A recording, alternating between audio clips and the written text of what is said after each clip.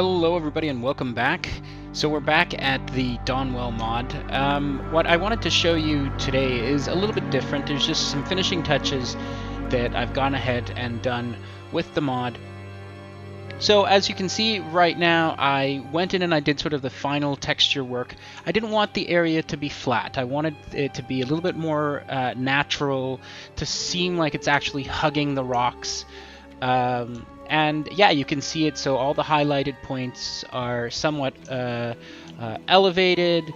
It's a little more natural and less, how could I say, less flat, less designed. It looks like it was something that's a little bit in balance with its surroundings. So the Dawnwell is looking pretty sweet. There's a bit of texture work which has been done that has actually finalized this area, but that's not the most important development. The most important development is up through this area here. Now, before, when I showed you here last time, it was sort of empty, and I realized that this actually led up to the plateaus. So as you can see, I had to design some additional areas. So this, which used to be a hole, is now a pond, has cascade of water, and we have this area here that you can look there and peer into the Arathi Highlands, or you can come over up to this area, have sort of like this little greenery, shrubby area to sort of oversee the city, or this sort of secluded little residence on the side, sort of spent no expense in adding all the details that one of these homes would need. So of course you have a bit of everything that you would expect to have: cooking areas, lounging areas, tents with beds in them, dining room tables or dining tables, platform for observation beyond the point, shrines and resting areas. Again, more tents with beds, these smoking hookahs, or I forget right now what the other name is for them, as well as you actually have an overview of the landing point for when you land from this zone's flight point. So that was that. I wanted to go ahead and do this. It's one of those little side areas that bears no huge importance, but it sort of came to me as I was roaming around Quel'Thalas and Silvermoon and seeing all these sort of like secret nooks that are sort of in the back that nobody really pays attention to, but really bring the zone together. So this area here has been, I think, is just everything that finalizes the work that was eventually done on all this extension of the zone, which I find gives it a lot more depth to the zone, a lot more complexity. It's not just now like sandwiched between mountains. There's the potential of having these offshoots by going into these sort of like valleys slash canyons. And it's sort of like in keeping with what I did over here with the Night Elf emissaries atop of that area.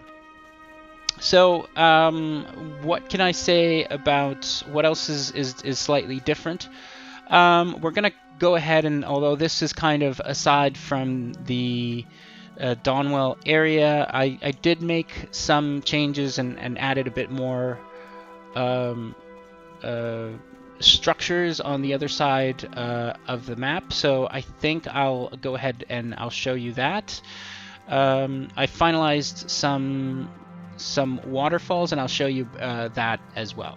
But right now, all we need to do is sort of walk towards the falls, and this side of the port side of the area, and hopefully we'll be able to get some really interesting Okay, so here you go. Now we can, if I look down here, pay no attention to the water. That's another detail that I have to like fix, is making sure that it's the right tint. But there we go. You can see that there. Currently, it's not something that you can reach. In fact, you know what? 1 second, and I'll start hovering about in that area.